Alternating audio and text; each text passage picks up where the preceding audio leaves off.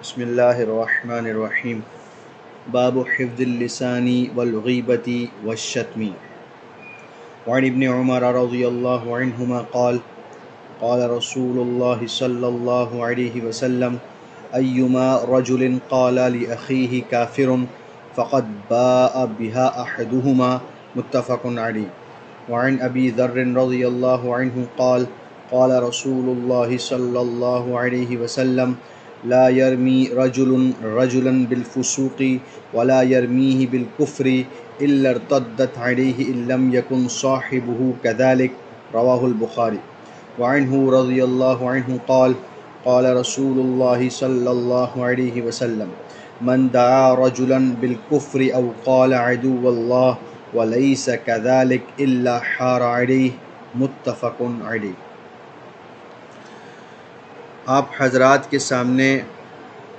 زبان کی حفاظت کے باب میں سے 3 احادیث پڑھی گئی ہیں۔ میں نے ان 3 احادیث کو ایک ساتھ اس لیے پڑھ دیا کہ ان تینوں کا مضمون ایک ہی ہے۔ اگر ہم ان تینوں احادیث پر کوئی ایک عنوان، کوئی ہیڈنگ قائم کرنا چاہے تو وہ یہ ہو سکتی ہے کہ کسی کو کافر کہنے میں احتیاط کرنا، کسی پر کفر کا فتویٰ لگانے میں انتہا درجے کی احتیاط کرنا۔ آج سب سے زیادہ آسان کام جو ہو گیا ہے وہ کسی پر کفر کا حکم لگانا ہے، کسی کو دائرہ اسلام سے خارج کرنا ہے۔ سوشل میڈیا کا زمانہ ہے، ہم چھوٹی چھوٹی پوسٹ پر، ہمارے پاس آئی ہوئی ویڈیوز پر، آڈیوز پر، فلاں پر اور کسی پر کفر کا حکم لگا دیتے ہیں بغیر کسی تحقیق کے کہ یہ جو پوسٹ آئی ہے اس کا کیا مطلب ہے، کہنے والا اس سے کیا مراد لے رہا ہے، یہ جو آڈیوز اور ویڈیوز میرے پاس پہنچی ہے آیا یہ بنی ہوئی تو نہیں، یہ کٹ کر کے بنائی تو نہیں گئی ہیں۔ بغیر کسی تحقیق کے ہم بس فلاں پر کفر کا حکم لگا دیتے ہیں، جبکہ شریعت کا مزاج ہمارے مزاج سے بالکل برخلاف ہے۔ اسلام ہمیں ہرگز اس کی اجازت نہیں دیتا کہ ہم اس کے ماننے والوں پر ذرا سی بات پر کفر کا حکم لگاتے رہیں، ان پر اسلام کا دائرہ تنگ کرتے رہیں۔ ان احادیث کو اور وہ چند گزارشات جو میں آپ حضرات کے سامنے رکھوں گا اس سے ہمیں بخوبی اندازہ ہو جائے گا کہ اسلام اس معاملے میں کس قدر احتیاط کرنے کا حکم دیتا ہے، اور ایک کلمہ گو پر، ایک کلمہ پڑھنے والے پر، اسلام کو ماننے والے پر کفر کا حکم لگانے اور کفر کے احکامات نافذ کرنے میں کس قدر محتاط انداز اختیار کرتا ہے، اور اسی کی اپنے ماننے والوں کو تعلیم دیتا ہے تاکہ ان کا معاشرہ بہتر، عمدہ رہے۔ یہ جو 3 احادیث میں نے آپ کے سامنے پڑھی ہیں، میں پہلے اس کا ترجمہ آپ کے سامنے رکھ دیتا ہوں۔ حضرت ابن عمر رضی اللہ عنہما سے روایت ہے، فرماتے ہیں کہ رسول اللہ صلی اللہ علیہ وسلم نے فرمایا، جس آدمی نے اپنے بھائی کو کہا تو کافر ہے تو یقیناً یہ جو کلمہ کہا گیا ان دونوں میں سے ایک کے ساتھ لازم ہو جائے گا۔ دوسری روایت حضرت ابو ذر رضی اللہ عنہ سے روایت ہے، فرماتے ہیں کہ رسول اللہ صلی اللہ علیہ وسلم نے فرمایا، کوئی آدمی کسی آدمی پر کفر کا، فسوق کا حکم یعنی گناہ گار ہونے کا حکم نہیں لگاتا، اور کوئی آدمی کسی دوسرے آدمی پر کفر کا حکم نہیں لگاتا مگر یہ گناہ گار ہونے کا حکم اور کافر ہونے کا حکم اسی کہنے والے پر لوٹ آتا ہے، اگر وہ شخص جس کو یہ کلمات کہے گئے وہ ایسا نہیں تھا، یعنی جس کو کلمات کہے گئے نہ تو وہ فاسق تھا اور نہ ہی وہ کافر تھا، تو وہ کہنے والا ہی فاسق اور کافر کہلائے گا۔ تیسری روایت حضرت ابو ذر رضی اللہ عنہ ہی سے روایت ہے، فرماتے ہیں کہ رسول اللہ صلی اللہ علیہ وسلم نے فرمایا، جس آدمی نے کسی دوسرے آدمی کو کافر کہا یا اللہ کا دشمن کہہ کر بلایا جبکہ وہ ایسا نہیں ہے، یعنی نہ تو وہ کافر ہے نہ ہی اللہ کا دشمن ہے، تو کہنے والے پر ہی یہ جملے لوٹ آئیں گے اور کہنے والا ہی کافر اور اللہ کا دشمن کہلائے گا۔ یہ ان تینوں احادیث کا ترجمہ آپ کے سامنے آ گیا۔ اب ان احادیث پر اگر غور کیا جائے تو تینوں حدیثیں ایک ہی بات قریب قریب کہہ رہی ہیں۔ البتہ اگر پہلی حدیث پر آپ غور کریں تو حضور علیہ السلام کہتے ہیں جس آدمی نے اپنے بھائی کو کافر کہا۔ اب یہاں پر اتنی بات سمجھ لینی چاہیے کہ جس کو کافر کہا جائے گا یا تو وہ حقیقتاً غیر مسلم کافر ہی ہوگا یا وہ مسلمان ہوگا۔ آج ہم جس حوالے سے بات کریں گے وہ مسلمان کے حوالے سے ہوگی، یعنی اگر کوئی شخص کسی مسلمان کو کافر کہہ دے تو اس کہنے والے کا کیا حکم ہوگا اگر وہ شخص جس کو کافر کہا گیا اس میں کوئی کفر کی علامت نہ ہو۔ باقی جہاں تک معاملہ کافر کا رہا تو انشاءاللہ اس کو اگلے درس میں کور کریں گے۔ تو یہاں آپ علیہ السلام نے فرمایا جس نے اپنے بھائی کو کافر کہا، یا اخیہی کا لفظ ہے بھائی کا، تو یہ سمجھ لینا چاہیے کہ اسلام قلبی محبت، قلبی تعلق یعنی دلی محبت کی بنیاد پر جس کو بھائی قرار دیتا ہے، جس کے ساتھ اخوت اور بھائی چارگی کا رشتہ جوڑتا ہے، وہ ایک مسلمان، وہ ایک ایمان والا ہے۔ اللہ تعالیٰ قرآن میں فرماتے ہیں انما المؤمنون اخوہ، تمام ایمان والے آپس میں بھائی ہیں۔ تو اس آیت سے سمجھ میں آتا ہے کہ اسلام جس بھائی چارگی کا، اخوت کا بتاتا ہے وہ ایک مسلمان کی دوسرے مسلمان کے ساتھ ہو سکتی ہے۔ لیکن میں نے بتایا کہ محبت اور قلبی تعلق کی بنیاد پر جو بھائی چارگی ہو سکتی ہے وہ ایک مسلمان کے ساتھ ہو سکتی ہے۔ البتہ اگر کوئی اپنے کسی معاشرے میں رہنے والے کافر کو بھائی کہہ کر بلاتا ہے، غیر مسلم کو بھائی کہہ کر پکارتا ہے تو اس کی اجازت ہے، لیکن یہ اجازت اس بنیاد پر ہے کہ اچھی معاشرت قائم رکھنے کے لیے، عمدہ حسن سلوک کو برقرار رکھنے کے لیے اسے بھائی بلایا جائے۔ محبت اور دلی تعلق کی بنا پر اس کو بھائی کہہ کر نہیں بلایا جا سکتا۔ تو یہاں آپ علیہ السلام کہتے ہیں کہ اگر کسی نے اپنے مسلمان بھائی کو کہا کہ تو کافر ہے، تو آپ علیہ السلام کہتے ہیں کہ اب یہ جملہ جو اس کی زبان سے نکلا ہے یہ ضرور اپنا نتیجہ دے گا۔ یا تو وہ شخص جس کو یہ کافر کا لفظ کہا گیا اگر حقیقتاً کافر ہے،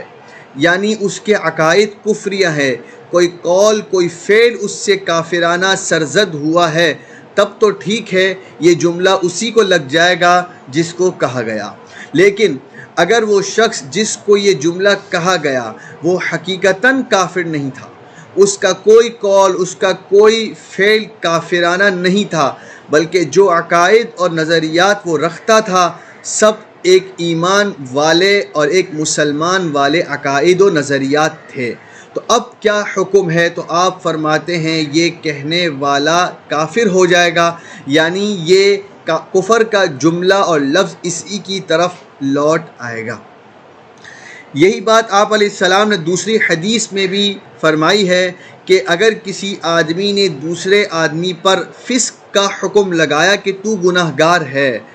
یا کہا تو کافر ہے، تو آپ فرماتے ہیں اگر اس کا صاحب اور ساتھی ایسا نہیں تھا جیسا اس نے کہا تو ارتدت علیہ، یہ جملہ اس کہنے والے کی طرف ہی لوٹ آئے گا۔ اسی طرح تیسری حدیث میں اسی کو حار علیہ کے لفظ سے تعبیر کیا ہے کہ یہ جملہ اسی کے اوپر لوٹ آئے گا اور جو حکم دوسرے پر لگا رہا تھا وہ اسی پر لگ جائے گا۔ اب ان احادیث کے اگر ظاہری الفاظ کو دیکھا جائے تو وہی مفہوم ہے جو میں نے بیان کیا، یعنی جس کو کہا گیا اگر وہ کافر نہیں تھا تو کہنے والا کافر ہو جائے گا، فاسق ہو جائے گا۔ لیکن محدثین دیگر روایات کی روشنی میں ان احادیث کی ایک الگ توجیہ بیان کرتے ہیں اور فرماتے ہیں کہ کہنے والا کافر نہیں ہوگا، البتہ کفر کا جو وبال ہے، یعنی اس جملے کا جو گناہ تھا وہ اس کہنے والے کے اوپر لازم ہو جائے گا اگر وہ شخص جس کو یہ جملہ کہا گیا تھا کافر نہیں تھا۔ تو محدثین کہتے ہیں کہ حقیقتاً کافر تو نہیں ہوگا، البتہ اس جملے کا جو گناہ تھا، جو بڑا گناہ تھا، وہ ضرور اس کے کھاتے میں لکھ دیا جائے گا۔ لیکن امام طحاوی رحمہ اللہ مشکل الآثار میں کئی ساری احادیث نقل کرتے ہیں، بعض میں صراحتاً آپ علیہ السلام نے یہ کہا ہے کہ اگر وہ کافر نہیں تھا تو یہ کہنے والا کافر ہو جائے گا۔ امام طحاوی ان تمام روایات کو نقل کرنے کے بعد اپنا نتیجہ پیش کرتے ہیں۔ امام طحاوی فرماتے ہیں کہ میں نے ان احادیث پر غور کرنے کے بعد یہ نتیجہ نکالا ہے کہ وہ شخص جس کو کافر کہا گیا اگر وہ کافر نہیں تھا، یعنی نہ تو اس کا کوئی قول کافرانہ تھا، نہ کوئی فعل ایسا تھا جس کو کفر کی طرف منسوب کیا جائے، نہ ہی وہ ایسے عقائد و نظریات کا حامل تھا جو کافرانہ ہو، بلکہ وہ ایک اچھا مسلمان تھا، اس کے عقائد و نظریات بھی ایک مومن اور مسلمان والے تھے۔ اب اگر ان عقائد و نظریات کے رکھنے والے پر کوئی شخص کفر کا حکم لگاتا ہے تو امام طحاوی رحمہ اللہ فرماتے ہیں گویا یہ آدمی ایمان کو کفر بتا رہا ہے، کیونکہ جس کو یہ کافر کہہ رہا ہے وہ تو مومن ہے، وہ تو مسلمان ہے، لیکن یہ اس کو کافر کہہ رہا ہے، تو مطلب یہ ہوا کہ جو اس کے عقائد ہیں ایمان والے اور ایک مسلمان والے، تو یہ ان عقائد کو کافرانہ عقائد بتا رہا ہے، جس کا نتیجہ یہ ہے کہ یہ ایمان کو کفر بتا رہا ہے، اور ایمان کو کفر بتانا کفر ہے۔ اللہ تعالیٰ قرآن میں فرماتے ہیں وَمَن يَكْفُرْ بِالْإِيمَانِ فَقَدْ حَبِطَ عَمَلُهُ وَهُوَ فِي الْآخِرَةِ مِنَ الْخَاسِرِينَ، جس نے ایمان کو کفر بتایا اس کے تمام اعمال ضائع ہو جائیں گے اور آخرت میں خوب نقصان اٹھانے والا ہوگا۔ تو امام طحاوی کی توجیہ اور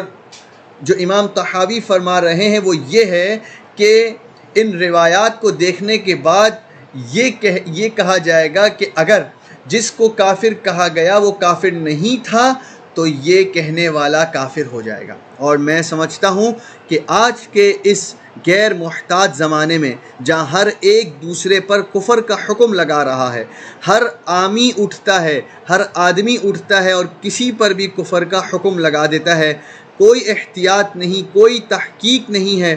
تو اس زمانے کے اندر میں مناسب اور بہتر سمجھتا ہوں امام طحاوی کے قول کو، کہ لوگوں کو یہی قول بتایا جائے تاکہ ان کے اندر احتیاط پیدا ہو کہ اسلام ہرگز اس کی اجازت نہیں دیتا کہ آپ اس کے ماننے والوں کو اسلام سے خارج کرتے رہیں اور اسلام کا دائرہ تنگ کرتے رہیں۔ یہ اسلامی اور ایمانی مزاج نہیں ہے، ہمیں اس سے بچنا چاہیے، اور ان معاملات میں یہ جو معاملات ہے کسی پر کفر کا حکم لگانا، فتویٰ لگانا، یہ انہی لوگوں کے سپرد کر دینا چاہیے جو اس فیلڈ کے ماہرین ہیں، یہ ہمارا منصب اور کام نہیں ہے۔ اب میں آپ کو چند اور روایات سناؤں گا جس سے آپ کو معلوم ہوگا کہ اسلام ایک کلمہ گوہ پر کسی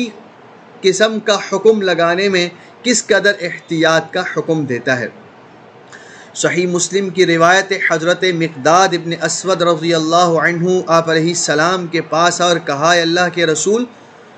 مجھے بتائیے کہ اگر میں کسی کافر سے مقابلہ کر رہا ہوں، اس کافر نے لڑائی کے دوران میرے ہاتھ کاٹ دیے، پھر وہ مجھ سے بھاگنے لگا اور ایک درخت کا سہارا لیا، اب میں نے اس پر قابو پا لیا، اب قریب تھا کہ میں اس کو مار دیتا، اسی اثنا میں اس نے کلمہ لا الہ الا اللہ پڑھ لیا، اب کیا حکم ہے؟ آپ علیہ السلام نے فرمایا اب اس کو قتل نہ کرنا۔ حضرت مقداد نے کہا اللہ کے رسول، اس نے میرا ہاتھ کاٹا ہے اور اب میں نے چونکہ اس پر قابو پا لیا ہے اس لیے وہ کلمہ پڑھ رہا ہے، اسلام سے دلی طور پر اسے کوئی رغبت نہیں ہے۔ آپ علیہ السلام نے فرمایا لا تقتلہ، ہرگز اس کو قتل نہ کرنا، فَإِن قَتَلْتَهُ، اگر تم نے اس کو کلمہ پڑھنے کے بعد قتل کر دیا فَإِنَّهُ بِمَنزِلَتِكَ قبل ان تقتلہ، تو وہ شخص تمہارے اس درجے پر پہنچ جائے گا جہاں تم اس کو قتل کرنے سے پہلے تھے، یعنی ایمان کے درجے پر فائز ہو جائے گا۔ وَإِنَّكَ بِمَنزِلَتِهِ قبل ان يقول كلمة التي قال، اور تم اس کے اس مقام اور درجے پر پہنچ جاؤ گے جہاں وہ لا الہ الا اللہ کہنے سے پہلے تھا، یعنی کفر کے درجے اور مقام پر پہنچ جاؤ گے۔ تو آپ اس حدیث کو غور سے سنیں، بارہا سنیں کہ آپ علیہ السلام صرف ایک اس شخص کو جو میدان جنگ میں کلمہ پڑھ رہا ہے، اور بظاہر ایک عام آدمی یہی سوچے گا کہ اب یہ موت سے بچنے کے لیے کلمہ پڑھ رہا ہے، لیکن آپ علیہ السلام اس کے باوجود اس کا حکم نہیں دیتے، اس کی اجازت نہیں دیتے کہ اس آدمی کو قتل کیا جائے جس نے کلمہ پڑھ لیا ہے، یہاں تک کہ آپ علیہ السلام اس آدمی کو ایمان کے درجے پر اور کلمہ پڑھ لینے کے بعد اس کو قتل کرنے والے کو کفر کے درجے پر فائز کر رہے ہیں۔ امام مسلم اسی حدیث کو نقل کرنے کے بعد ایک اور حدیث نقل کرتے ہیں۔ حضرت اسامہ ابن زید رضی اللہ عنہما فرماتے ہیں کہ میرا میدان جنگ میں ایک کافر سے مقابلہ ہو رہا تھا، اور لڑائی لڑتے لڑتے میں اس پر قابو پانے لگا، یہاں تک کہ میں نے اس پر قابو پا لیا۔ اب قریب تھا کہ میں اس کو موت کے گھاٹ اتار دیتا کہ اس نے فوراً کلمہ پڑھ لیا، کہا لا الہ الا اللہ۔ جیسے ہی اس نے کلمہ پڑھا، میں نے یہ سوچا کہ یہ کلمہ اس نے دل سے نہیں پڑھا ہے، بس مجھ سے بچنے کے لیے کلمہ پڑھ رہا ہے، تو میں نے اپنی تلوار کو روکے بغیر اس کے گردن پہ چلا دی، یہاں تک کہ اسے موت کے گھاٹ اتار دیا۔ لیکن ایک خلجان دل میں باقی رہ گیا کہ اس نے کلمہ پڑھا تھا اور میں نے اسے قتل کیا ہے، ضرور حضور علیہ السلام سے اس کا حکم دریافت کرنا چاہیے۔ وہ آپ علیہ السلام کے پاس اور کہا اللہ کے رسول اس طرح کا معاملہ ہوا۔ آپ علیہ السلام سخت ناراض ہوئے۔ آپ نے کہا کیا کلمہ پڑھنے کے بعد بھی تو نے اس کو مار دیا؟ کہا اللہ کے رسول اس نے دل سے کلمہ نہیں پڑھا تھا۔ آپ علیہ السلام نے عجیب بات کہی، افلا شککت عن قلبہ، تو نے اس کا دل کیوں چیڑ کے نہ دیکھ لیا کہ اس نے دل سے پڑھا تھا کہ نہیں پڑھا تھا؟ یہ تمہارا کام نہیں ہے کہ دلوں کے حال کو پہچاننے لگو، ہمارا معاملہ ظاہر کے ساتھ ہے۔ جب ظاہر میں اس نے کلمہ پڑھ لیا تھا تو تمہیں اس پر دست درازی نہیں کرنی چاہیے تھی۔ آپ علیہ السلام بارہا کہتے رہے کیف تصنع بلا الہ الا اللہ اذا جاءت یوم القیامہ، اے اسامہ قیامت کے دن جب لا الہ الا اللہ تمہارے سامنے آئے گا تو کیا جواب دو گے؟ مطلب یہ تھا کہ ایسے شخص کو قتل کر دینا جس نے کلمہ پڑھ لیا، قیامت کے دن اس کا کیا جواب دو گے؟ آپ علیہ السلام بارہا یہ کہتے رہے۔ حضرت اسامہ فرماتے ہیں میں دل میں یہ سوچنے لگا کاش میں نے آج اسلام قبول کیا ہوتا کہ یہ جو مجھ سے گناہ ہو گیا یہ ایمان اور اسلام کی برکت سے صاف ہو جاتا۔ تو حضرت اسامہ کو سخت ندامت اور پشیمانی ہوئی۔ لیکن ان دونوں احادیث پر آپ غور کیجئے کہ آپ علیہ السلام کس قدر احتیاط کا حکم دے رہے ہیں۔ آیا ہم یہ احتیاط کر رہے ہیں؟ ہر آدمی کے خود سوچنے کی بات ہے۔ اس زمانے میں جب ہر ایک سرگرم ہے اور اپنا دینی فریضہ سمجھے ہوئے ہے کہ میں بس کسی کو اسلام سے نکالنے کی کوشش کرتا رہوں، وجہ کیا ہے کہ وہ شخص وہ ان نظریات کا حامل نہیں جس کو میں مانتا ہوں، بس اتنا سا فرق ہے کہ وہ ان باتوں کو تسلیم نہیں کرتا جن کو میں تسلیم کرتا ہوں، تو میں اسے کفر کے گڑھے میں اتارنے پر تلا ہوا ہوں۔ ہرگز اسلام اس کی اجازت نہیں دیتا، یہ ایک غیر مناسب غیر اسلامی فعل ہے، ہمیں اس سے بہت احتیاط کرنی چاہیے، اور کفر کے حکم لگانے میں، کفر کے معاملے میں اور فتویٰ لگانے میں بہت احتیاط کو مد نظر رکھنا چاہیے۔ جو کچھ کہا گیا اللہ تعالیٰ اس پر عمل کرنے کی توفیق نصیب فرمائے۔ وما علینا الا البلاغ المبین۔